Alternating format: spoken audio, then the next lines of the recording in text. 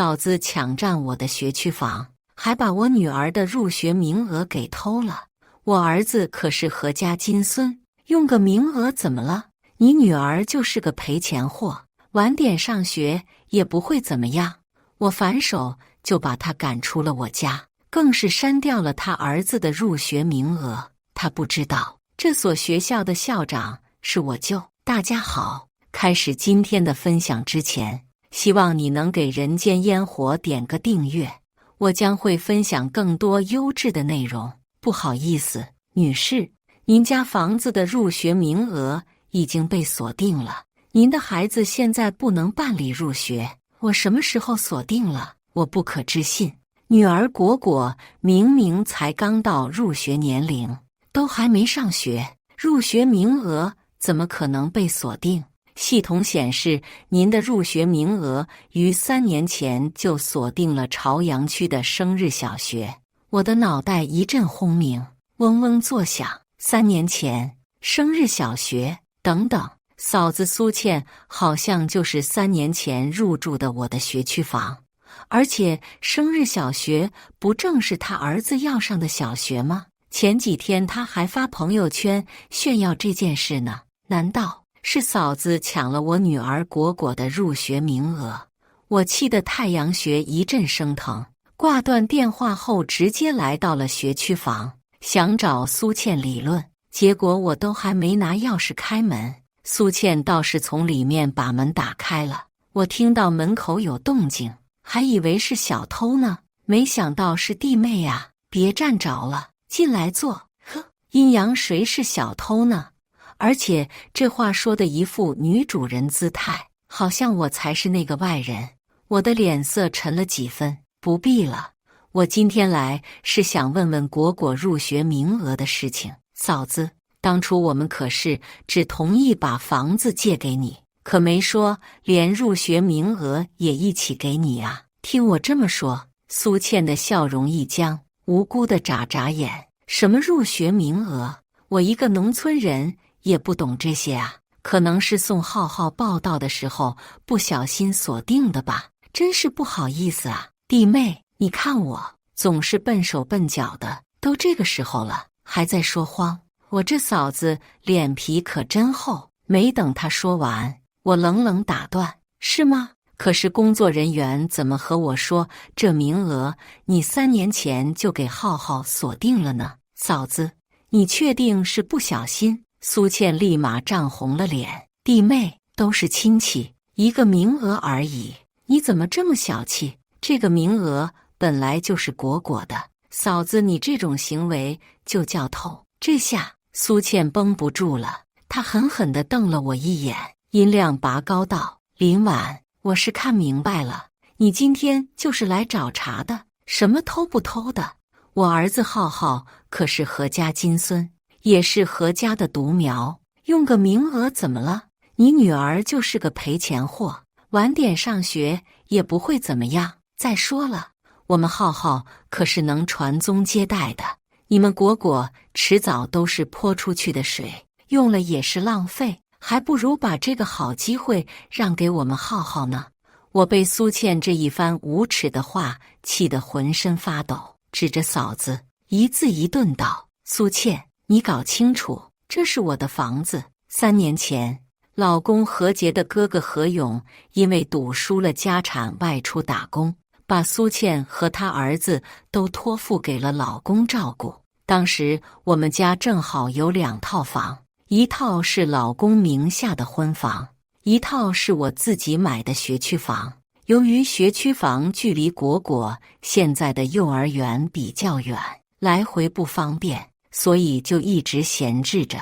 老公一上来就让我把学区房租给苏倩住。婉婉，正好你那套学区房空着，要不租给嫂子住呗，等果果上小学他们就搬出去了，绝对不会给你添麻烦的。碍于老公的面子，我同意了。结果住了3年，苏倩硬是一次房租都没交过，就连水电物业费也是我们帮她交的。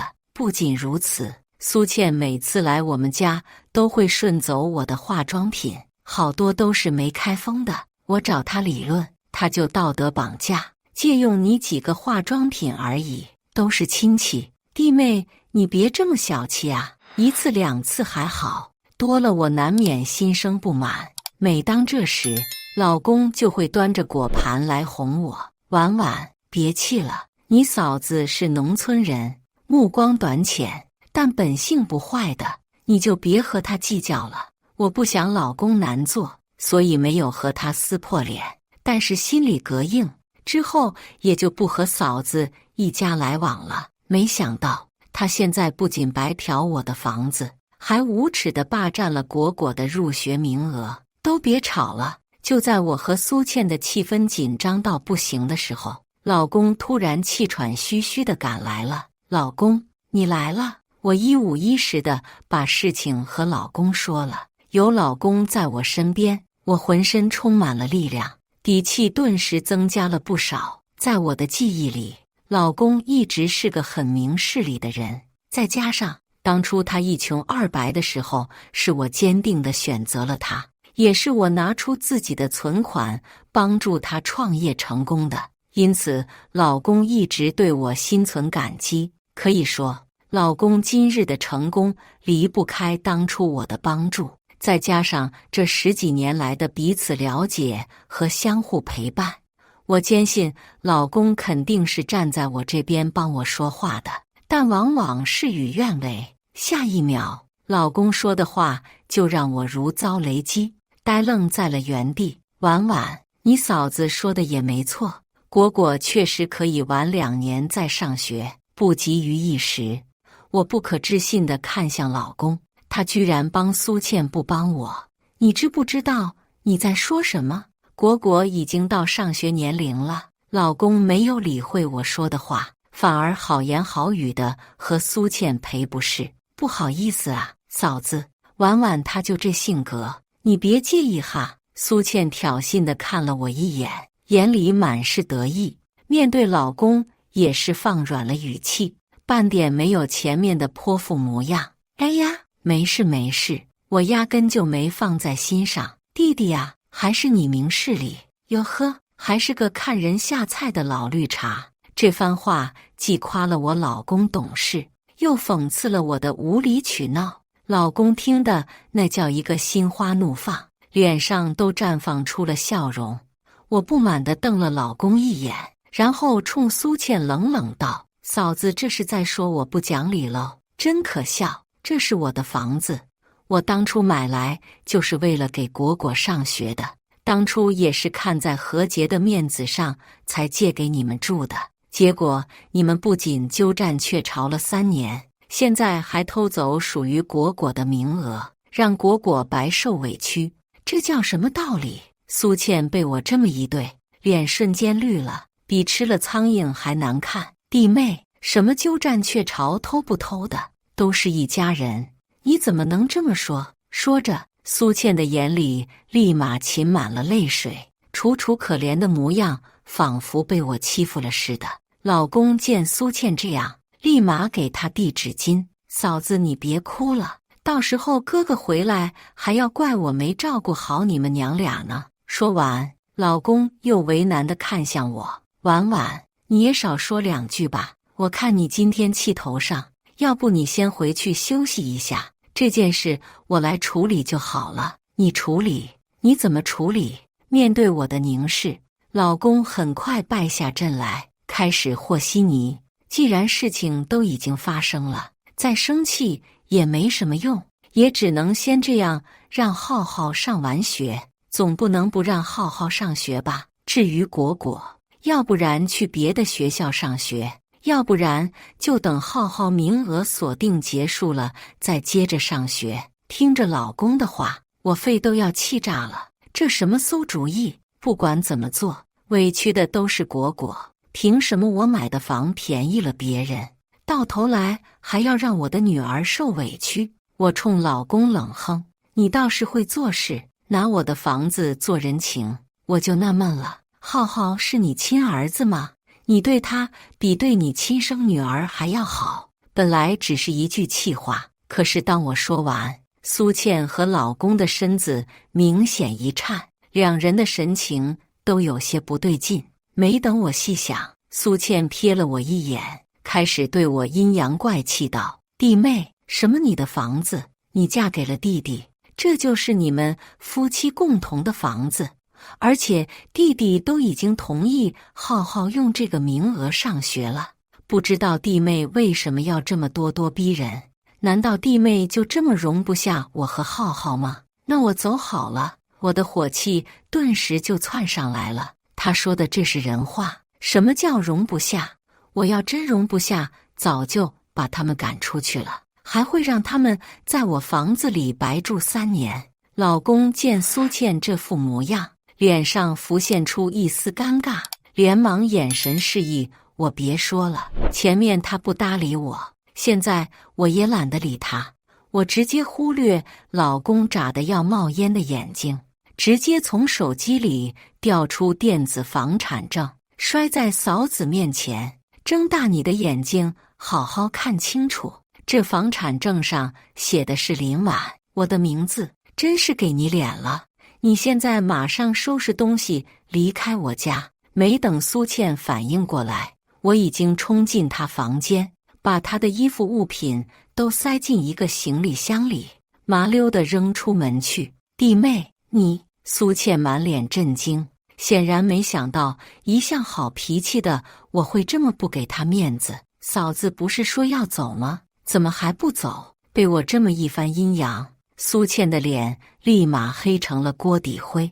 她瘪嘴，泪眼汪汪地看着一旁的老公。弟弟，我就知道弟妹想赶我们走，明明你都答应了，你哥哥会好好照顾我和浩浩的。结果现在我们娘俩反而要流落街头，命苦啊！还有，你们都结婚了，这房子就是你们夫妻的共同财产，看样子弟妹根本就没有把你放在眼里呢。苏倩这么一挑拨，老公脸色阴沉，抬手直接扇了我一巴掌。林婉，你什么意思？有套学区房就开始飘了，看不起我了是不是？你别忘了，这个家还是我说了算。下一秒，老公立马软了声音，安慰她：“嫂子，你别理他，我答应哥哥的一定会做到。你和好好就在这边放心住，有我在，没人能赶你们走。”我被这一巴掌扇得脑袋嗡嗡作响，脸上火辣辣的疼，整个人愣在原地，难以置信地看着老公。他居然为了苏倩打我。虽然之前我和苏倩有争执，他顶多就是骂我2句，事后也会过来和我解释，说前面都是不得已的。苏倩是客人，再加上他哥哥对他有救命之恩，他不好去骂苏倩，所以只能委屈我了。但是他心里还是向着我的。可是现在他居然打了我，明明连我爸妈都没打过我。我捂着脸，红着眼看向老公，在等他的一个解释。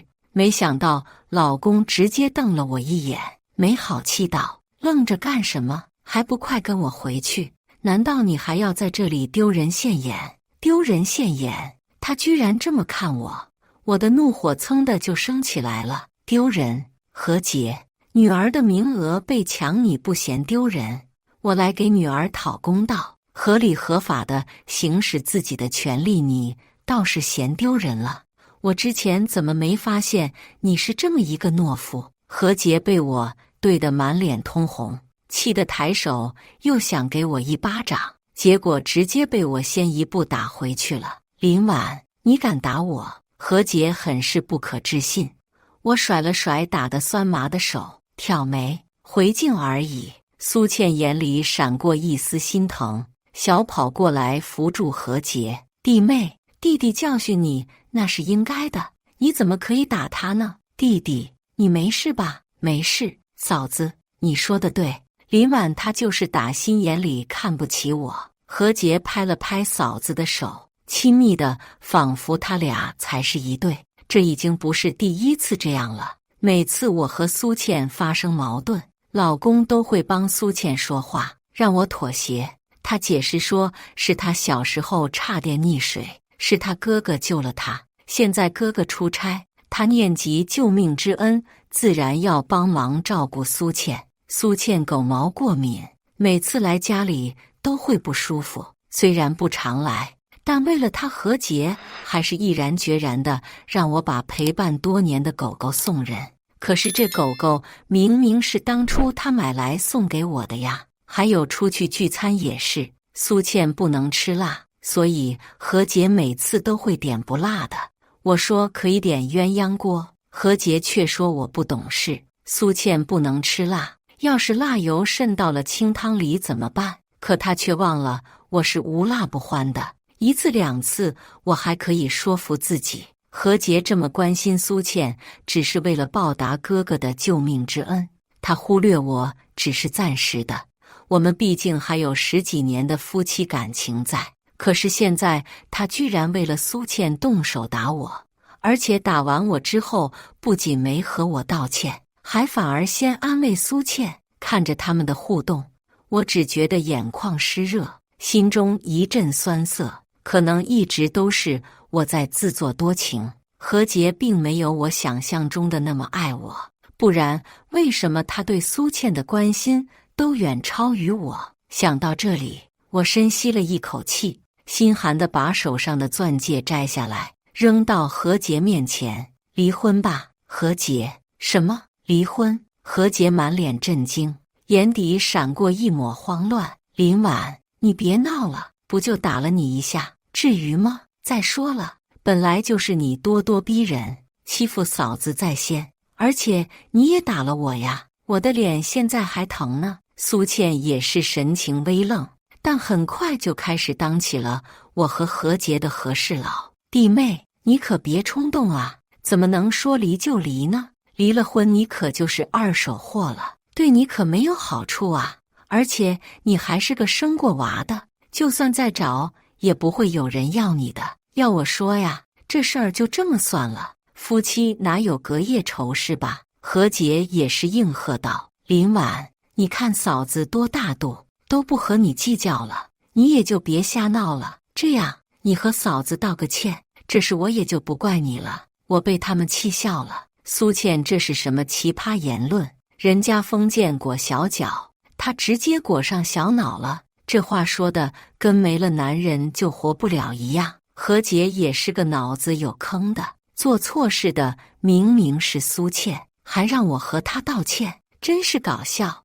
我之前怎么没发现何洁这么下头？我没闹，这婚我离定了。见我态度坚决，何洁脸色变得难看起来，眼里也闪着算计的金光。行，你非要离婚是吧？那这学区房得归我，不然我就不给你果果的抚养权。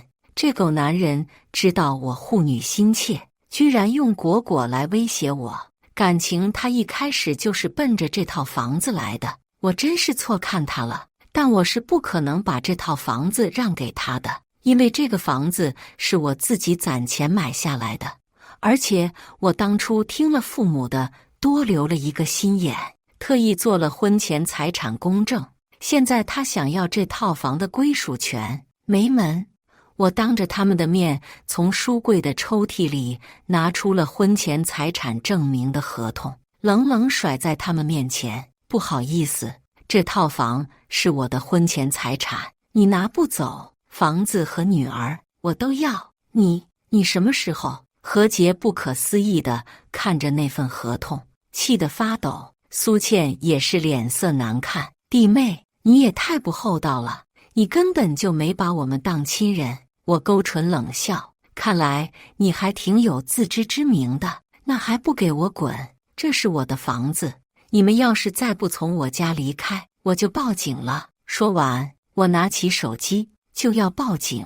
弟妹，你可真狠心。林婉，你给我等着，这婚我是不会离的。何洁和苏倩没捞着好，只能骂骂咧咧地离开了我家。呵，离不离婚可不是他说了算。这么想着，我立马联系了律师，咨询离婚的准备手续和相关流程。做完这些，我平复了一下心情，接下来该处理果果名额被抢的事情了。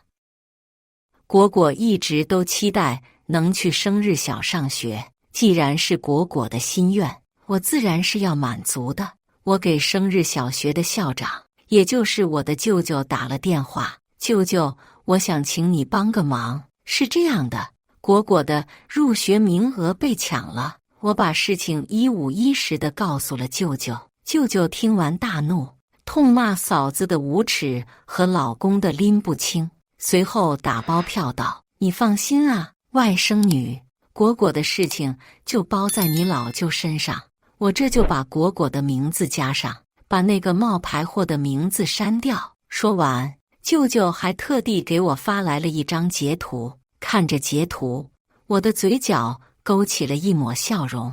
苏倩费尽心机的想让浩浩进入生日小学，真不知道他要是知道生日小学的校长是我舅舅，会是怎样的反应。第二天，苏倩一大早就带着何洁怒气冲冲地冲进了我家，在客厅里大骂：林婉，你到底做了什么？为什么今天老师告诉我浩浩的名额被删了，果果却入学了，而且还是校长亲口说的？你是不是用了什么不光彩的手段顶替了浩浩的名额？何洁也是黑着脸冲我大吼道：林婉，没想到你是这种人，为了名额居然可以这么不择手段，甚至不惜出卖自己的身体给校长。你以为果果会感谢你吗？不，他只会觉得羞耻。羞耻有这么一个爱走后门的母亲。你这是在给我们老何家蒙羞？我无语地看着这两个颠公颠婆，冷笑开口：你们不知道吗？生日小学的校长是我亲舅舅啊！亲舅舅！何洁瞪圆双眸，当场愣住，脸上一阵尴尬。他眼里的怒意消散，讨好谄媚地冲我笑道：婉婉，你舅舅是生日小学的校长，你怎么都不告诉我呀？我懒得搭理他，已经对他彻底心死了。但凡他能对我上点心，就应该知道我舅舅是小学校长。他现在才知道，只能说明他从来就没关心过我，更没花心思了解过我。苏倩得知我有一个校长舅舅后，则是气红了眼，眼里满是不甘和嫉妒，像一条疯狗一样各种咬人。林婉，既然你舅舅是校长，那你为什么要这样故意戏弄我们？明明可以通过你就让果果上学，你为什么还要在意房子的学位？而且果果已经成功入学了，你为什么还要删掉我儿子的名额？你可以获得名额的方式那么多，为什么就非要和我们过不去？是不是毁了浩浩你才开心？我知道了，你肯定是嫉妒我生了男孩，所以才这么针对我们母子。苏倩各种道德绑架，话里话外都在抨击我的过分，典型的我穷我弱我有理，你富你强你就必须帮我，不然你就是不近人情，就是过分。他甚至还搬出了封建国小脑的那一套思想言论，不敢想象社会都进步到这个地步，居然还会有人偏执地认为男娃就是比女娃重要，这都是什么乱七八糟的歪理？就在这时，何洁开口了，说话了。没让我失望，他果然还是帮着苏倩说话，但是相比前面的恶劣态度，现在他的态度明显来了个360度的大转变，脸上还带着一丝讨好的微笑。婉婉，你别和你嫂子计较，她也是护子心切，你看浩浩是无辜的呀，要不你还是把浩浩的名字给加回去吧，我知道你心善，肯定不会和一个小孩子计较的。没等他说完，我冰冷打断：何洁，我以前怎么没发现你这么双标呢？我为女儿讨公道就是无理取闹，她就是护子心切。你口口声声说浩浩无辜，那果果就不无辜？我不无辜。要是我舅舅不是校长，那果果不就被白白欺负了？还有苏倩，你是怎么有脸说我狠心的？你已经白嫖了我3年的房子了，我要真狠心，3年前就让你流落街头了。别得了便宜还卖惨，就没见过你这么不要脸的。何洁和苏倩被对得脸色发青，气得嘴唇颤抖。没等他们开口二次输出，我拿起扫帚直接把这2个垃圾扫了出去，看着就闹心。这之后，老公和嫂子难得安分了一段时间，没有再来骚扰我。就在我以为他们会就此放弃的时候，闺蜜突然给我发来了消息：婉婉，快看微博，你上热搜了。我上热搜了，我怎么不知道？刚这么想着，闺蜜就给我发来了一个链接，点进去一看，是苏倩把我挂上了微博。她在里面肆意地造谣我，说尽了我的坏话。你们不知道，我那个弟妹林婉可恶毒了。她不仅仗着自己舅舅是小学校长，抢走了我儿子的入学名额，之前更是看不起我这个农村人，嫌我脏，借个化妆品都不乐意。更过分的是，我老公对她老公可是有过命的交情啊！我老公外出打工时，特意交代他们好好照顾我，结果他不仅不感恩，还要把我们赶出家门，说我们农村人不配和他们城里人一起住。我看得一脸黑人问号。苏倩还真是会无中生有，颠倒黑白呀！关键网友还真被他带偏了。他刚一发出，网友们就议论纷纷，直接把这条微博顶上了热搜。这弟妹也太可恶了，生平最讨厌关系户了，这不就是仗势欺人吗？就是，还看不起农村人，嫌谁脏呢？这弟媳就是假清高，真装。你老公都救过她老公，她还敢把你们赶出来，真给她能的。这不是白眼狼是什么？你快劝你弟弟离婚啊！这种女的留着干嘛？趁早赶出去得了。不知全貌，不予评价，我就静静吃个瓜。随着事情的不断发酵，我的路人缘差到了谷底。就是带果果在路上逛街，都有人对我指指点点，给我贴恶毒弟媳的标签。有人还直接冲我扔鸡蛋、扔烂菜叶，甚至还有网友人肉到了我的地址，天天给我寄恐怖包裹，往门上泼油漆。果果虽然小，但她其实什么都懂。每次我被欺负了，她都会红着眼，用肉乎乎的小手摸着我的脸。妈妈，你为什么不解释？你明明不是他们说的那样。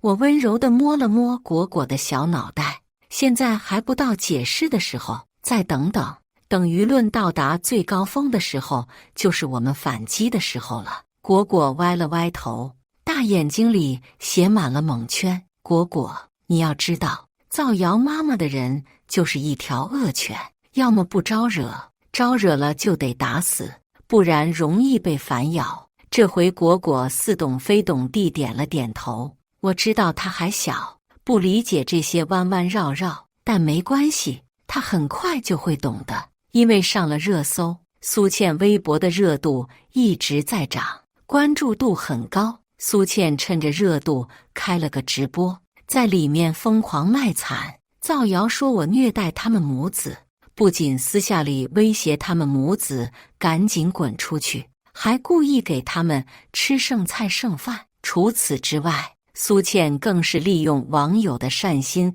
疯狂敛黑心财，有不少人听了她的经历，直接在直播间给她打赏了好多钱，说是给他们母子俩的资助。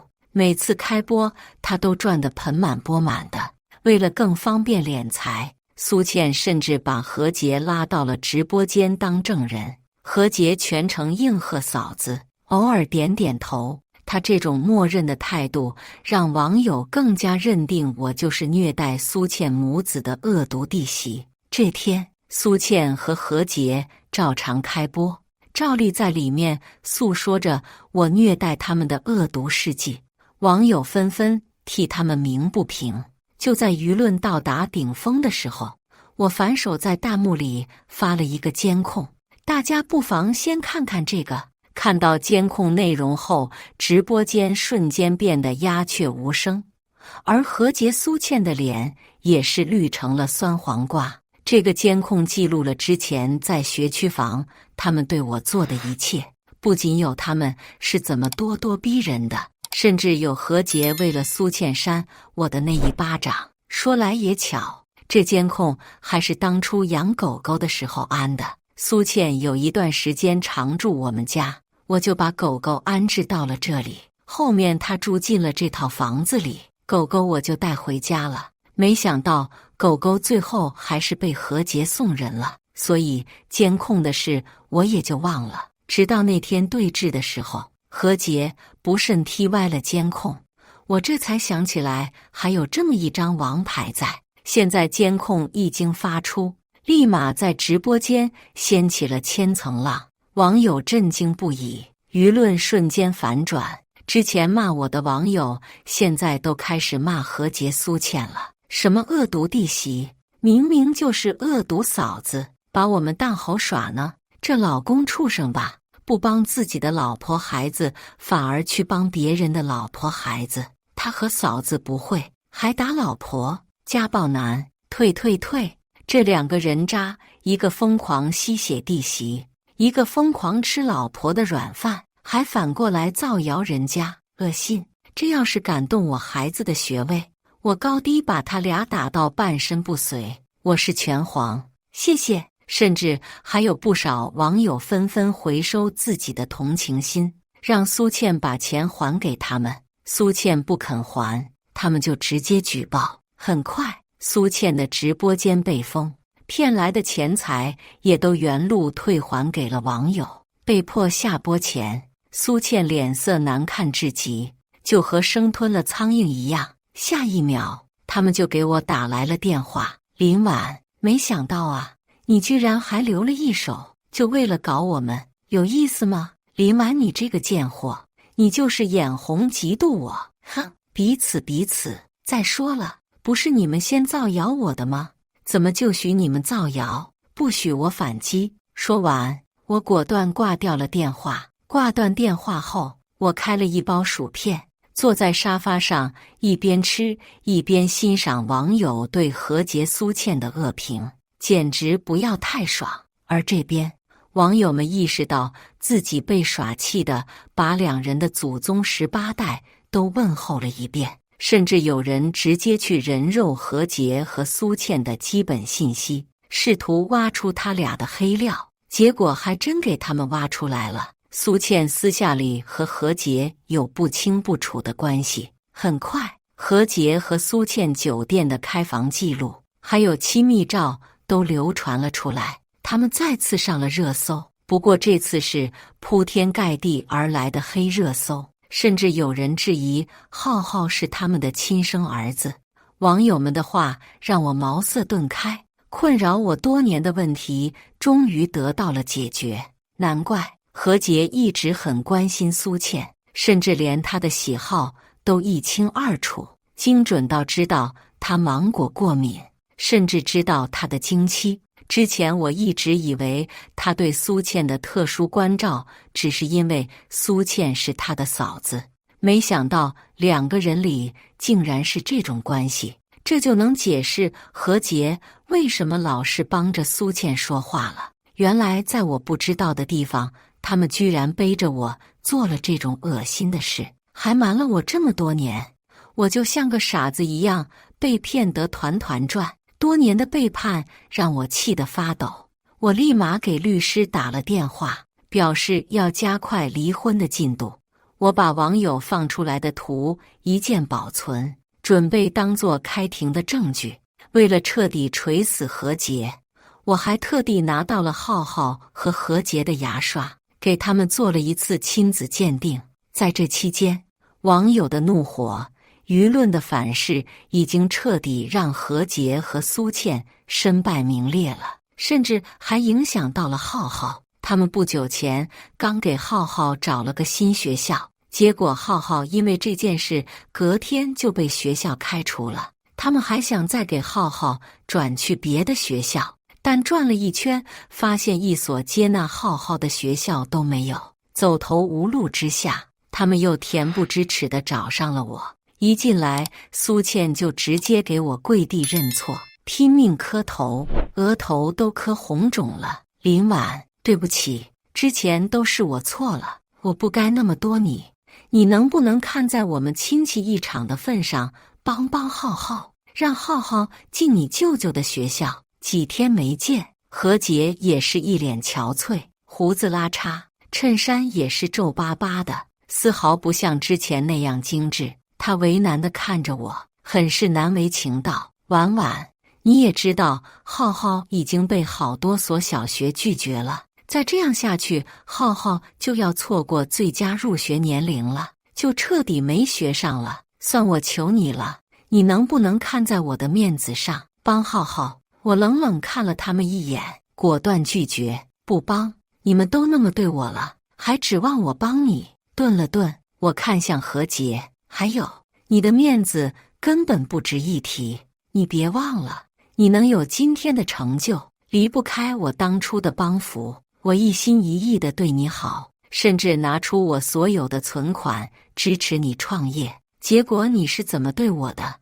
你不仅背着我偷人，还把我蒙在鼓里这么多年，更是意图不轨，想要夺走我的财产。何洁，你是不是真把我当傻子耍？何洁如遭雷劈，整个人原地石化。婉婉，你都知道了？是啊，多亏了网友挖出来的黑料，不然我还不知道你和苏倩的事呢。不过也好，有了你和苏倩那些亲密照，我就能更快地和你离婚了。听我这么说，何洁连连摇头，红着眼跪爬着来到我身边。婉婉，对不起，当初是我年少无知，求你再给我一次机会，别和我离婚。我冷冷地甩开何洁，晚了，我已经把你们的亲密照当作证据交给律师了，并且还提起离婚诉讼了。你这个过错方没有拒绝的权利，就等着被离婚吧。何洁知道这件事彻底挽回不了了，整个人绝望地瘫软在地。苏倩见状，扭着身子过来，把她从地上扶了起来，愤愤地瞪了我一眼。阿洁，你没有错，我们俩是真爱。我看林婉就是铁了心的想和你离婚，那就离，我们不求他了。说完，苏倩还不忘挑衅地看我一眼。林婉，我知道你们城里人清高有气节，看不起我们农村人，但我这个农村人偏偏抢走了你老公呢。这么看，还是我赢了。你也别得意，我既然能赢你一次，就能赢你第二次、第三次。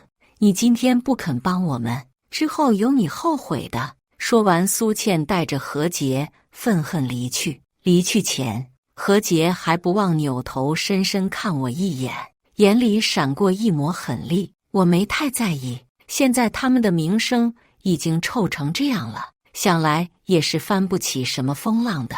处理完这些事后，我整个人都放松不少，美美的洗了澡，就要上床睡觉。这时，身后突然传来了声响，我正准备转头查看情况，一双手从背后袭来，死死捂住了我的口鼻。我就这么两眼一黑，昏死了过去。再次醒来，我惊讶地发现自己被绑在一个废弃的工厂里。终于醒了，顺着声音望去，我猛地一怔，面前这两个看着我邪笑的人不是别人，正是何洁和苏倩，是他们把我绑架到这里来的。该死，都怪我太过大意，竟然给了他们可乘之机。也不知道他们是什么时候偷溜进我的房间埋伏的。见我冷眼瞪着他们，苏倩抱手，不客气的直接给了我一脚。林婉，我都说了，你会后悔的，没想到吧？到头来你还是落到了我们的手上。哼，都是阶下囚了，还敢瞪我们？再瞪，把你眼珠子挖出来，信不信？而何洁则是双眼猩红的捏住我的下颚，力气大的仿佛要把它捏碎。林婉，你害得我们身败名裂，被公司开除后又找不到工作，只能沿街乞讨。这些天我们可谓是受尽了屈辱，我们被你害得这么惨，你凭什么活得这么好？那是你们自己自作自受。我吃痛的想挣脱何洁的手掌，却被他硬生生的扭了回来。贱货，谁让你别动的？我还要靠你向你父母好好的要一笔精神损失费，5000万不过分吧？你可是有一个校长舅舅，想来你父母应该也有不少的存款。倩倩，去把我的小刀拿来，一会儿拍了视频给林婉父母发过去。说完，何洁露出了偏执疯狂的笑容。这个变态恶魔，我爸妈之前待他不薄，结果他现在不仅绑架了我，还要敲诈我爸妈。何洁就是一头养不熟的白眼狼。就在我心里愤不平的时候，苏倩起身去外面拿小刀了。趁着苏倩去拿小刀的功夫，我眼睛一亮，顿时有了主意。我冲何洁说道：何洁，你先别急着对我下手，我衣服口袋里有一个有趣的东西，你看了或许会改变看法。何洁眼眸微眯，眼里满是打量。你又想搞什么鬼？想骗我趁机逃跑是吧？这是关于浩浩的。一听我提浩浩，何洁眼睛一亮，还是好奇地摸了摸我的衣服口袋。结果他从我的衣服口袋里摸出了一张亲子鉴定书，而上面写着何洁和何浩浩的亲子关系不成立。是的，这份亲子鉴定书正是我之前准备交给律师的证据，结果却得出了让我大跌眼镜的结果。何洁和浩浩并没有血缘关系，不是亲子关系，那这份证据自然不能用。我就这么一直放在了口袋里，直到看到何洁和苏倩，我才想起口袋里还有一张能决定命运的亲子鉴定书。看到亲子鉴定书的内容后，何洁如遭雷劈，整个人呆愣在原地，拿着亲子鉴定书的手微微颤抖，气得额头上根根青筋暴起，像极了吃烂菜叶的菜青虫。不可能，你骗我！浩浩怎么可能不是我儿子？你肯定在骗我！我看热闹不嫌事，大地继续拱火。到底是不是你自己问问苏倩不就知道了？刚说完，苏倩就拿着小刀进来了，还不忘得意地看我一眼。阿杰，我把刀拿来了，你想怎么玩都可以。下一秒，暴怒的何洁却直接抬手将苏倩扇倒在地。我问你，浩浩到底是不是我的儿子？苏倩被打懵了。你在说什么呀？浩浩当然是你儿子。下一秒，何洁直接把亲子鉴定书摔到苏倩脸上。苏倩瞳孔瞪大，不可置信地倒吸一口冷气。怎么会？很快，苏倩惊恐地摇头。不是的，这肯定是有人要害我。阿杰，你听我解释。看到他的反应，何洁就知道自己头上绿了。被欺骗多年的愤怒，被心上人背叛的绝望，一瞬间席卷而来，直接让何洁丧失了理智。何洁拿过刀就往苏倩身上刺。好啊，你个贱货，居然敢骗我，还让我替别人养了这么多年的孩子。苏倩一开始还嘴硬，后面实在疼痛难耐，直接边哭边求饶。我错了，阿杰，你放过我吧，好痛。他越求饶，何洁下手越狠。再到后面，苏倩直接没了声音，当场毙命。而他的身上是大大小小、深浅不一的血洞，血腥至极。他们争斗的时候，手机掉落了出来。我拿到手机，趁机报了警。很快，警察赶到现场，而杀红眼的何洁正想杀我灭口，结果被警察当场抓住了现行。人赃并获，绑架罪、故意杀人罪数罪并罚。何洁直接被判了无期徒刑，后半辈子都要在暗无天日的牢里度过了。听说他坐牢没多久就疯了，怀里抱着一堆破布，嘴里始终重复着一句话：儿子是我的，是我的。他疯癫后在监狱里经常被霸凌，成为了别人的出气筒。甚至还被打断了一条腿。这之后，我没再关注他，而是把更多的精力放到我和果果的身上。我专注提升自己，很快我的工作就蒸蒸日上，顺利地得到了晋升，而果果也是顺利入学，脸上洋溢出花朵一样的笑脸。我本来还担心果果会因为没有爸爸不适应，结果果果意外的适应。他说他早就发现爸爸对浩浩哥哥他们不一样了。妈妈，既然爸爸不要我，那我也不要他了，我有妈妈就够了。至于浩浩，则是被他的爸爸何勇接走，带在身边抚养了。我因为对浩浩心里内疚，所以经常会给他们寄些钱，给他们补贴家用，一切都向好的方向不断发展。这天，我如往常一样来接女儿放学，女儿笑嘻嘻地朝我扑来，凑近我的耳朵：“妈妈，我最爱你了。”我也是。果果。全剧完。接下来是我们本期第2个故事。嫂子和哥哥结婚后，看上了我的房子，他不但非要住进来，还把我当保姆使唤。在我身体不舒服，没给他做早餐时，闯进我的房间，指着我的鼻子骂：“哪有女人像你这么懒，整天在家蹭吃蹭喝，难怪嫁不出去。”我简直气笑了，一把将他扔了出去，还真把自己当回事了。这是我家，不想住就滚出去。罗巧和我哥哥结婚后，说是新房还在装修，要到我家借住几个月，本着他也是我们家的一份子，我便同意了下来。他刚来的第1天，说自己没有衣服换，我十分大方地让他从我衣柜里选几件，结果我整个装高定新款的衣柜几乎被搬空了，地上满是罗巧剪下来的吊牌。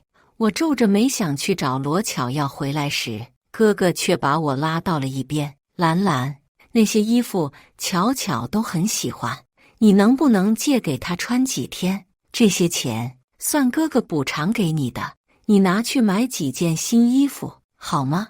我看着哥哥一脸真诚的表情，叹着气点了点头。住了没几天，罗巧又说客房太小，睡着不舒服，采光也不好，影响他的身体健康，提出要睡我的房间。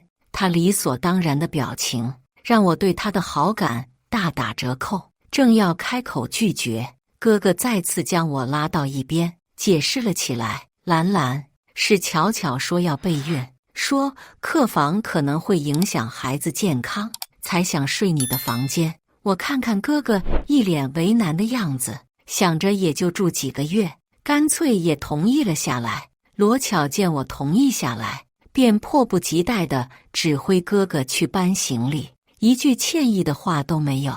我对他的观感越来越差，直到1个星期后，我熬夜加班回来，才睡了几个小时，罗巧便一把推开了我房间的门，巨大的声响将我从睡梦中吓醒了过来。不等我开口，罗巧率先骂骂咧咧起来：“早餐呢？啊，也不看看现在几点了？哪有女人像你这么懒，整天在家蹭吃蹭喝，难怪嫁不出去。就你这样的，哪个男人敢要？”我的怒火越烧越大，我实在没想到，我看在哥哥面子上的一次次让步，只能换来罗巧的得寸进尺。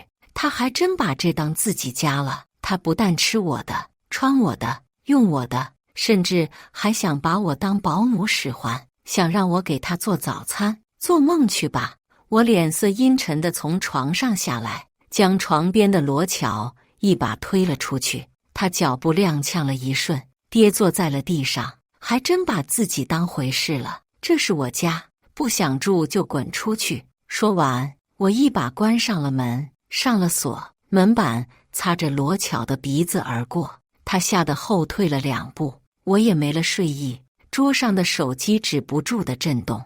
我打开一看，是我们一家人的微信群，看起来是罗巧刚刚叫哥哥把他拉了进来，10几条消息全是他一个人发的，大意就是说我瞧不起他，骂他是乡下人，身上一股穷酸气，脏了家里的地板，要他赶紧滚出去。爸妈都相信我不会这么做，还问罗巧是不是有什么误会。罗巧见没人帮他说话，直接发了一条带着哭腔的语音：关申，既然你们家人都这么讨厌我，我也不受这气，我要和你离婚。随后就显示他退出了群聊。我冷笑着在手机上打字，复述了一遍刚才发生的一切。爸妈立刻在群里关申，要他去和罗巧好好谈谈，最好向我道歉。可从头到尾，我的哥哥关申都没在群里说过一句话。直到第二天，关申才满脸疲惫地出现在客厅。我和关申是双胞胎，从小到大关系一直很好。罗巧没出现之前，他对我很是照顾，即使是一点小事也会记在心上，这也是我对罗巧多加忍让的原因。看着他疲惫的面容，我轻叹了口气。昨天的事发生后，他夹在我和罗巧之间，的确不太好受。于是我中午主动给了台阶，做好了饭菜。如果罗巧肯向我道歉，这件事我也不计较了。没一会，罗巧穿戴整齐从楼上下来了。她走到餐桌前，对我翻了个白眼，声音里满是阴阳怪气：哎呀，我可不敢吃大小姐做的饭，谁知道里面会不会有不干净的东西，我可没这个命去吃。说完，她伸手挽住了关申的手臂，朝他撒娇：关申，我要你陪我出去吃，就去南街那家西餐店，好不好？罗巧这张口就来的污蔑，让我心里的气又提了起来。我上下扫了罗巧一眼，冷笑着开口：不敢吃我的饭，却敢穿我的衣服，戴我的首饰，你就不怕这上面也有毒？当心有命穿，没命脱。罗巧脸色一僵，狠狠瞪了我一眼：关澜，你什么意思？你敢咒我？我丝毫不惧，正要回话，关申却突然吼了一声：够了！随后他语气温柔地叫罗巧先出去等他，然后转身看向了我，他的眼里满是失望：关澜，你怎么会变成这样？明明小时候你一直都很懂事，现在却像个泼妇一样无理取闹。我们不是说好了，只是暂时在家借住几月，等我的房子装修好就搬出去，你就这么着急，甚至还联合爸妈一起给他施压。关澜，罗巧她是你嫂子，你至于像仇人一样对她吗？你就不能尊重她一下？要是你实在容不下她，以后我也不会回这个家了。我难以置信地看着关申，他皱着眉头，说完这番话，不给我半点开口的机会，就转身出去了。这就是和我朝夕相处了20多年的哥哥，他甚至不愿意看一眼我在群里的解释，也不愿意当面听我说一句话，就全心全意地相信了罗巧。我看着关申远去的背影，只觉得十分失望。可当天晚上，我就收到了朋友发来的消息，我点进去一看，是一个初始账号发的帖子，从配图来看，正是我家的客厅。博主详细描述了自己老公的妹妹有多恶毒，不但住着从亲哥那抢来的房子，还要把他这个嫂子和亲哥都赶出家门，平时更是对他颐指气使，抢走了他不少衣服首饰，只要稍有不满，就联合公公婆婆一起辱骂他。明知道他不能吃海鲜，却故意做一些加了海鲜的菜，在他过敏以后，就骂他是山猪吃不了细糠，是乡下来的土包子，引得评论区几乎都在骂我，甚至还有一些偏激的人说要去人肉我。我气得从床上坐起来，注册了一个账号，将家庭群里的聊天记录都截图下来，又找到房产证、购房记录、衣服首饰的订单，全部保存成图片，发帖澄清。因为他污蔑我的帖子热度很高，所以很快就有网友刷到了我这条。一时之间，很多骂过我的网友都纷纷向我道歉，并且删除了骂我的评论。他们去罗巧的帖子下留言骂他，还被人从关注里扒出来他其他号的发言，都是一些女人这一辈子不结婚就是不完整的，以及我不是喜欢儿子，是就想凑个好字等等，让不少网友恶心的言论。眼看着评论区一边倒，罗巧似乎坐不住了，直接打了个电话过来：关澜，你别以为我不知道那条帖子是你发的，你现在马上给我删除了。我看你就是嫉妒我能找到像你哥这么听话的老公，哪像你，都快30岁了，还没一个男人愿意要。我告诉你，等我怀孕了，我就是你们关家的功臣，你们关家的香火可全靠我这肚子，到时候我一定叫关申把你赶出去。我简直要被他的话逗笑了，毫不客气地讥讽道：怎么，新中国成立是没通知你吗？大清早就亡了，醒醒吧你！即使看不见电话那边的罗巧，我也知道他一定气得半死，连声音都有些不稳了。你很好，关澜，你给我等着，迟早有一天，我一定会让你跪下来求我。我全然不在意他的这句威胁，如果关申真的被他迷了眼，看在兄妹一场的份上，我不介意帮他洗脑，清除掉他脑子里的污水。到时候，如果关申依然执迷不悟，我也不会再手软。几天后，公司临时通知要我出差几月，繁忙的工作结束时，我只想回家好好泡个热水澡，休息休息。不成想，当我走到家门口时，竟然发现我的指纹打不开大门了。我十分疑惑，甚至怀疑自己是不是太累了，走错了地方。可我退出门外，仔细地看了一遍又一遍，十分确定这就是自己的家，连门上的指纹锁都一模一样。想着兴许是指纹模块坏了，我又输入了密码，依然没能打开。就在这时，我突然听见门内有人说话的声音，男人的声音我并未听出是谁，可这个女人的声音分明就是罗巧。此时此刻，我还有什么不明白的？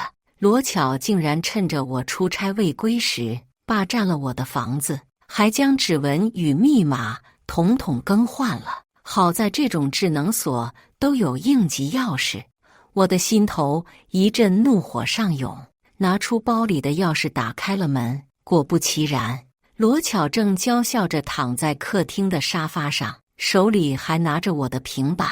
她长长的指甲在屏幕上划来划去，视频的音量也开得非常大，而她的周围各种零食、水果应有尽有。这时，关申突然从厨房出来了，他手里还端着洗好的葡萄。关申，葡萄洗好了吗？快点！你想饿死我和儿子吗？罗巧十分不耐烦地催促了一句，却并未等到关申的回答，他这才从沙发上坐起身来，才发现关申正脸色不自然地看向大门口。关申放下了手里的葡萄，有些心虚地笑着朝我走过来：兰兰，你回来也不提前打个电话，我也好去机场接你啊。这行李很重吧？我帮你搬上楼。关申的手才刚放在行李箱上，罗巧看我的眼神里便充满了敌意，几乎是立刻捂住了肚子，装模作样的大喊着：关申，我的肚子好疼啊！关申几乎是想也没想，就松开了手，飞快地朝罗巧走过去，围在他身边，紧张不已。罗巧一面随意敷衍了几句，一面得意地看向我，似乎是因为关申更在意他，而不是我这个妹妹。我没忍住翻了个白眼，什么年代了，还有人搞雌竞这一套？随后，罗巧抓着关申的手，十分委屈地开口道：我看关澜肯定和我八字不合，他一回来，我这肚子就不舒服，说明我们儿子也不喜欢他。你快点让他出去。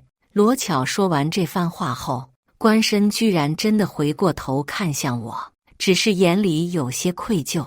我简直要被这两人气笑了。但现在还不是赶人的时候，我需要先弄清楚之前在家门外时我听见的那个陌生男人的声音是谁。一时之间，我们三人谁都没有开口。客厅安静下来后，我再次听见了男人的声音，是从楼上发出来的。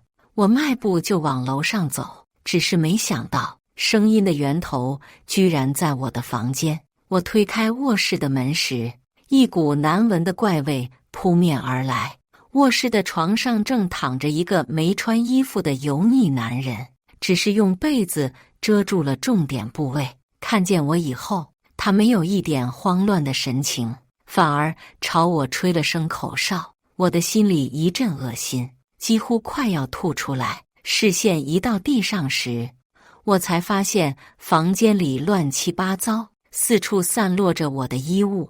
我忍住恶心，连忙打开各种抽屉检查。果不其然，我的几样首饰都不见了，甚至连银行卡都少了几张。看来我的出差似乎让罗巧误以为我是服软了，不但堂而皇之地抢了我的房子，还敢让外人住进来。他是在一步步试探我的底线。既然这样，那就新账老账一起算。这一次我不会再手软了。我气得连连冷笑，从口袋里拿出手机，拨通了报警电话。你好，我要报警，有人入室抢劫。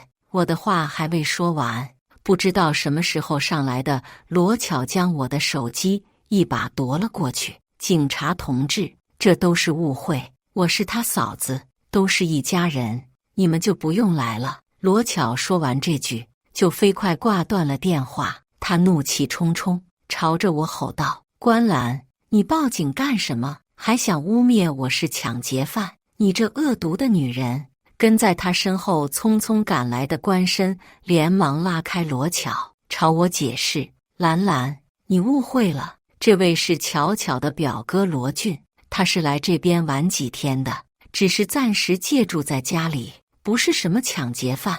我实在忍无可忍，出言讥讽道：没想到你们居然还知道这是我的房子，先是趁我出差把我的门锁换了，接着又让一个陌生男人住进来，还睡在我的房间，最后还随意偷拿我的东西。你不说，我还以为你们两个把这当成自己家了呢。罗巧挣脱开关申的手臂，满不在乎地开口：你的密码我记不住，就换一个怎么了？至于指纹，我录的时候都没空间了，随便删除了一个，谁知道是你的？再说了，你现在不是也进来了？我又没换你的锁，你凭什么这么说？看着罗巧一脸无所谓的表情，我伸手拿出了抽屉里的发票。你知道我这把锁多少钱吗？你没换，是因为你买不起吧？被我戳中了以后，罗巧气得脸色通红，抬手将手里的手机扔了过来。有几个臭钱了不起吗？你的钱不都是你爸妈给的？这些钱未来可都是关申的，你也是从他那抢的，有什么好得意的？我连忙偏头躲了过去。比起气愤，我更加疑惑，罗巧到底出生在什么样的家庭，才会变成这副模样？但我也懒得和他废话，从包里拿出了备用手机。我劝你还是省省力气，这些狡辩的话留着和警察说去吧。罗巧又想重新扑过来抢走我的手机，可这次我早有准备，他没能得手后，急得推了关申一把。关申才刚一站稳，就连忙开口：兰兰，今天的事是我们不对，哥哥给你道歉了，就别报警了，行吗？我看着一脸小心翼翼的关申，决定给他一次机会，便放下了手机。行，想要我不报警就赔钱吧，这房子被其他人住过了，家具、空气都被污染了，没消杀之前，我可不敢住进来。正好罗巧不是一直喜欢吗？我就当卖给你们了。说完，我从手机里找出装修的单据以及买房的支出，展示在罗巧面前。自己看吧，买房、装修一共花了5000万，加上损坏的衣服、首饰、手机和银行卡的损失，看在官绅的份上，就给你们抹个零吧，一共1亿。怎么样？支票还是转账？放心，钱一到账，我立刻就走。罗巧看着手机屏幕上一串串数字，脸色通红，大骂了起来：“1亿！关澜，你怎么不去抢？”我收回手机，瞥了他一眼，这么说就是没钱了，那我就只好报警了。就是不知道这么大的金额要坐多少年牢才能出来呢？就在这时，楼下突然响起了警笛声。罗巧似乎并不知道，他刚才抢过我的手机，一通解释的行为只会让警察怀疑我是不是被人控制了。再加上罗巧又摔坏了我的手机，警察联系不上我，当然会通过定位赶到现场了。这下不止罗巧面色惨白，床上早已穿好衣服的罗俊也着急了不少。他从床上下来，3两步走到罗巧的面前，抓着她的肩膀拼命摇晃：“你赶紧给我想办法，我可不能去坐牢。”我正要好好欣赏一番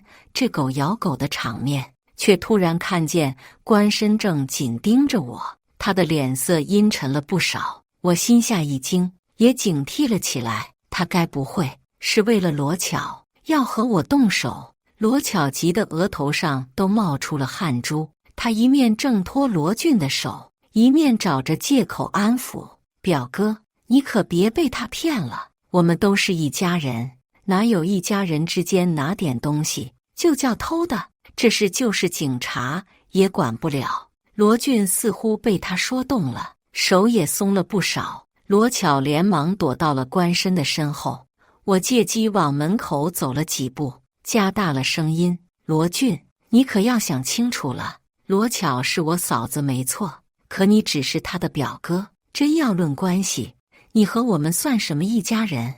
这下罗俊恶狠狠地瞪了罗巧一眼：“好啊，罗巧，你想害我坐牢，可没那么容易。等警察上来了，我就把一切都推到你头上。”就在罗巧无计可施时，走廊的脚步声也越来越近。他眼珠一转，又开始捂着肚子叫了起来：“哎呀，关绅，我肚子好疼，快，我要去医院！”一直盯着我的关绅这才收回视线，去关心罗巧。此时门外的警察也终于赶到了，我还未来得及开口，关绅先是松开了扶着罗巧的手，和警察解释了来龙去脉，最后朝着我开口：“关澜，按之前说好的，你撤销报案，我赔偿。”说完，他又转向罗俊：“表哥，把东西还给他。”罗俊还有些不情愿，可警察就在一旁看着，他只得从衣服口袋里掏出了好几张银行卡来，又从另一边的包里拿出了几件还没拆封的首饰来。他把东西放在我面前的桌上时，还狠狠地瞪了我一眼。一旁的关绅拿出手机，手指在屏幕上操作了几下，将转账页面递到了我眼前。看清楚了，剩下的3000万，一分不少。既然收到了钱，我也懒得和他们3人纠缠，朝警察解释了一番，便下楼送他们离开了。等我再回来，关绅正坐在沙发上，耐心地哄着罗巧，而罗巧抹着眼泪，仿佛受了天大的委屈。我真是没想到，你妹妹居然心肠这么歹毒，为了一点钱就要把我和表哥都送进监狱去。我肚子里可还有你的儿子，她居然半点都不在乎。这种恶毒的女人以后肯定还要害我。关绅，这个家到底是不是你说了算？我要你马上把她赶出去，否则你就等着我打掉孩子和你离婚。关深一边替他擦眼泪，一边轻声细语地哄他：巧巧，你要是不喜欢观澜，我们就搬出去住。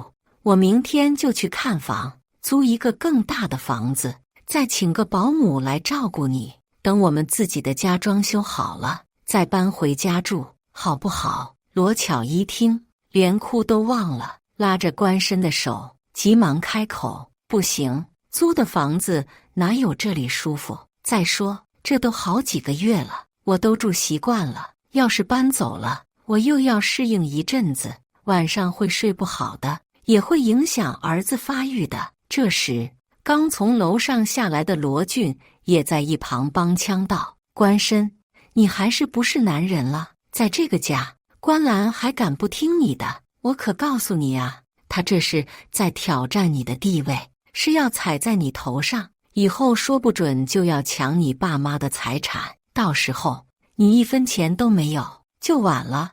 我站在玄关的阴暗处，沉默地听完了这番对话，直到这时，我才明白罗巧一家都是些什么样的人。我没想到，同为新时代受过教育的女性，她的骨子居然还保留着封建思想那一套。更没想到的是，关深居然没有出言反驳一句。回到房间后，我直接打电话叫人把东西都扔了出去，全部换成了的新的，又里里外外消毒了一遍，但似乎依然能闻到房间里恶心的怪味，便干脆收拾了一番，去了隔壁的房间。等到一切都处理都好，我才发现关深给我发了几条消息：关澜，你今天真是太让我失望了，看来表哥今天说的对，你的确存着想要和我抢家产的心思。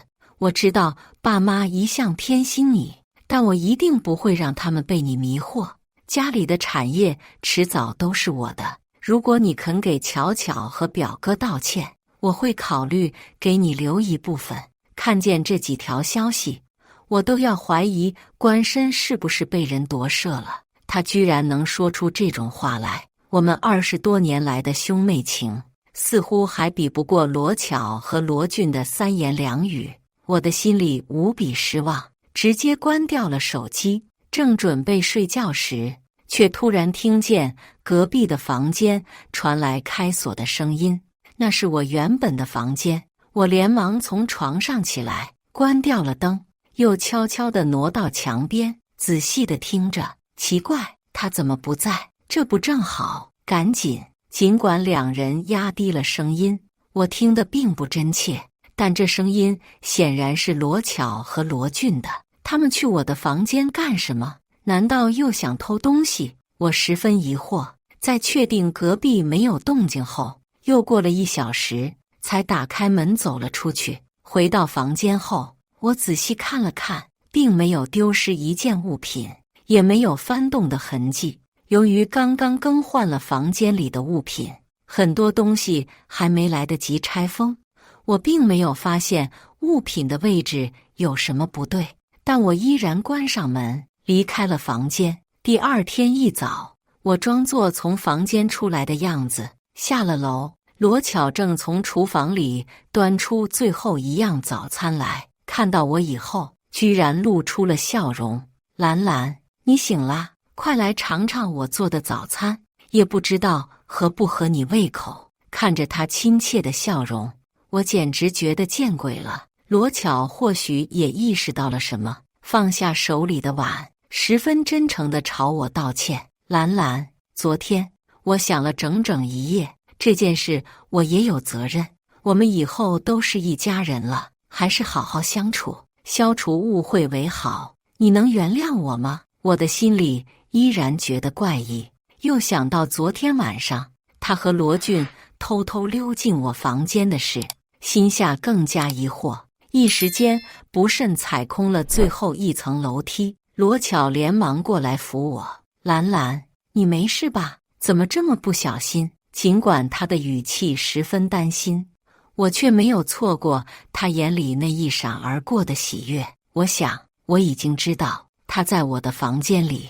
到底放了什么东西了。于是我也装作大受感动的样子，和和罗巧攀谈了几句，他立刻热情地拉着我坐在餐桌旁，将一碗粥放到了我的面前。兰兰，快尝尝，这是我特意为你做的，要是你喜欢，以后家里1日3餐我都包了。接着他又十分小心翼翼地开口道：只是兰兰，我毕竟怀孕了，你能不能不要赶我走啊？我并没有喝这碗粥，只是看了一眼罗巧，十分平静地开口：嫂子，你是孕妇，我哪敢让你做饭呢？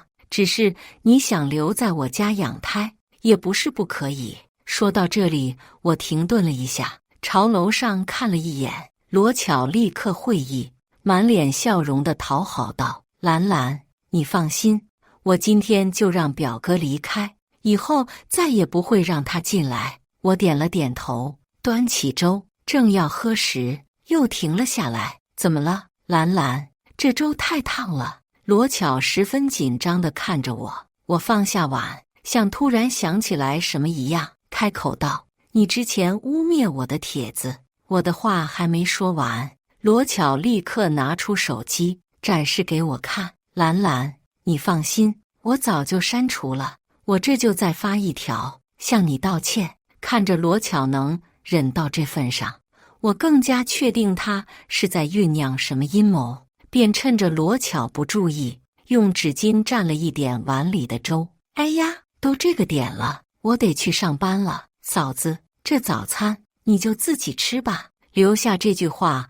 我就起身往外走。罗巧虽然有些着急，也没有出言挽留，反而叫我路上小心。出门后，我先是把手里的东西送去医院化验，接着又买了好几个针孔摄像头，装在家里的各个角落。一连好几天，罗巧都没再挑事，反而还买了不少礼物送我，说是赔礼，我一样都没接。罗巧也丝毫没有生气。就这样又过了几天，我终于接到了医院的电话，是我送去检查的东西出结果了。果不其然，那碗粥里被罗巧下了大量的迷药，我要是全部喝完了，至少也要睡个3天。而这些天，罗巧发现我不但不上套，每天早上从房间里出来都没有半点变化，她彻底按捺不住了。才刚到晚上，罗巧确定我进了房间后，就开始拨打电话，而我的手机立刻弹出了提示：花园外的摄像头有人经过。我点开手机，罗巧压低的声音十分清晰地传来：表哥，你到底你怎么搞的？你不是说那药只要闻上几天就会浑身无力、记忆错乱吗？我还下在家里的各个地方，观澜就跟没事人一样。这些天我在他面前做小伏低的，可把他得意坏了。再不成功，我就要受不了了。电话那边响起了罗俊的声音：不可能啊，是不是他房间里的失效了？这样，你今天去他房间里看看，要是他还醒着，就麻烦点，用迷药把他迷晕了。到时候我们直接威胁他父母，一样能拿到钱。罗巧连连点头，挂了电话，朝着大门走来。我将这段视频保存下来，发送给了关申。在确定罗巧快要来后，便躺到了床上。罗巧将门推开后，果然没有疑心，他松了口气，又给罗俊发去了一条语音：表哥，成了，我这就把他带过去，今天就行动。随后他一步步朝我走来，笑容阴冷了不少。观澜，等我拿了你家的钱，一定把你卖到国外去，这样才能消除我心里的恨。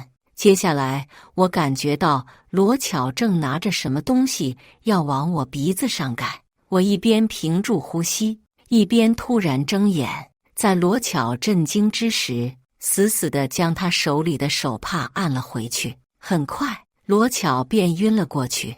我先将自己的衣服穿在她身上，接着又换上了她的衣服，然后将罗巧身上用来绑我的绳子将她绑了起来，并且把她的嘴封了起来。这时我才看到手机里关深的回复：关澜，你又想干什么？居然还拿着这种合成视频来诬陷巧巧。虽然我早就猜到关深会维护罗巧，却也没有想过，在我命悬一线时，他居然连上楼看看的心都没有，全然不在意我这个差点就被害死的妹妹。我冷笑着点开手机，又发送了第2段视频。关深，我倒要看看，这一次你还能维护他吗？随后，我按照罗巧手机里的地址，开车去了一个废弃工厂。等我到了地方以后，罗俊早就等在门口。由于光线昏暗，他一时没有看出我是谁，加上我还特意把罗巧的头发弄得凌乱不堪，将他的脸遮住了大半。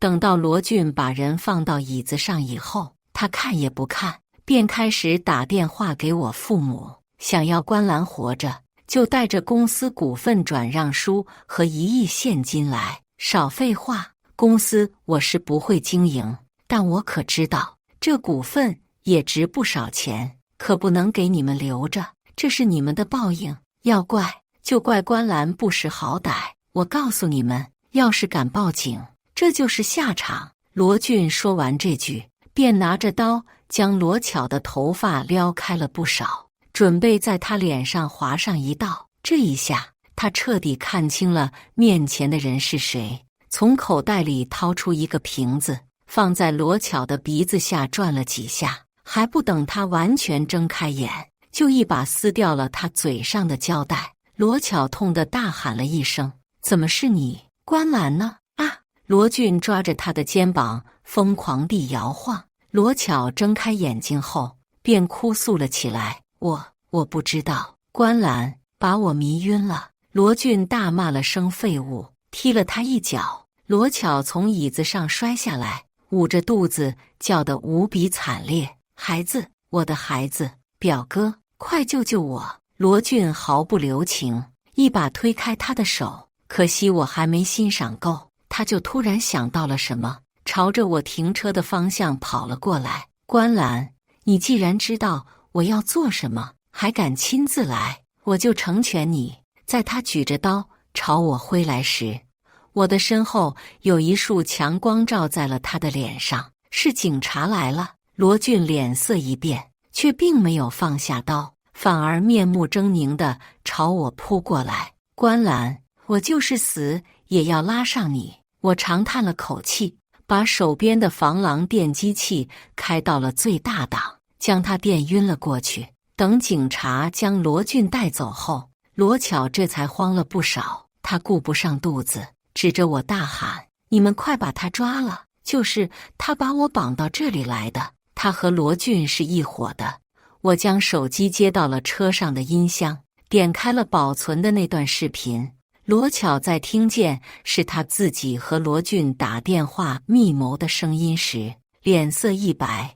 我的行为不过是正当防卫，顶多有些偏激，被批评几句，而罗巧可是实打实的共犯。这时，匆匆赶来的关深突然跑到了他身边，罗巧眼睛一亮，抱着关深哭诉了起来：老公，关澜要害死我，你可一定要为我出气啊！关深没有回答，他抱着罗巧上了车，直到进了医院。由于罗巧怀有身孕，能暂时缓刑，警察便离开了。关深这才双眼通红地看着罗巧，声音冰冷地质问道：为什么？罗巧，你为什么要背叛我？罗巧神情慌乱了一瞬，很快又装成疑惑的样子：老公，你说什么呢？关深见他还不承认，愤怒地点开了手机上的视频，正是我发送给他的那段视频。罗巧和罗俊在家厮混的声音清晰地响起：关深，这种时候你提他干什么？我都嫌晦气。表哥，你放心，等我们的孩子生下来，关深一定很乐意养的，毕竟他就像我养的狗一样听话，到时候关家的家产还不都是我们儿子的。视频中，罗巧娇媚又狠毒地说完这番话以后，画面就变得不可描述起来。罗乔显然没料到关申已经知道了真相，他急忙去拉关申的手。不是这样的，老公，你听我解释。情绪激动之下，罗乔再次动了胎气，他捂着肚子去拉关申的衣角。老公，孩子，这4个字让本就在气头上的关申更加愤怒了。他一把推开了罗乔，在罗乔要去按铃之前，一只手将罗乔压在了床上，另一只手不停地捶打着他的肚子。我赶紧跑了出去，等医生来时，罗乔早就昏迷不醒，身下满是血迹，而关申直到被拉开时，还在捶打着罗乔。最后，罗乔从手术室出来后，医生告诉他，他再也不会有孩子了。罗乔崩溃大哭了起来，嘴里不断咒骂着。没了孩子后，早就等在一旁的警察将罗乔和关申一同带走了。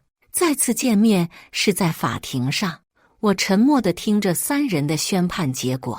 离席时，关申突然叫住了我：“兰兰，对不起，你能原谅哥哥吗？”我面无表情地看着关申，开口回答了他：“在我快被罗乔绑架的时候，你睡得可好？甚至你赶到现场都是为了确认我到底有没有被绑架，这样你才能确定罗乔出轨的视频是不是真的，对吗？”关申张了张口，没能说出一句辩解的话来。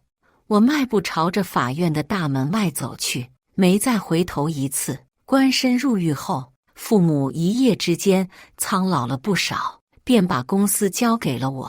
在我忙碌了1月后，才看到新闻上的播报，关申和罗俊因在狱中互殴，两人一个断手，一个断腿，还延长了刑期。至于罗乔，在和2人的拉扯之间撞到了头，醒来后就变得疯疯癫癫，逢人就喊老公，喊儿子。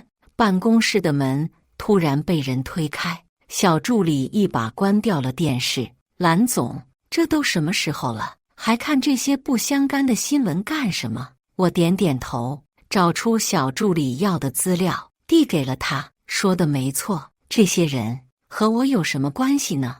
以上就是今天分享的故事，大家有什么想说的、想吐槽的，欢迎在下方评论交流，也更希望能给人间烟火点个订阅，我将会分享更多优质的故事内容。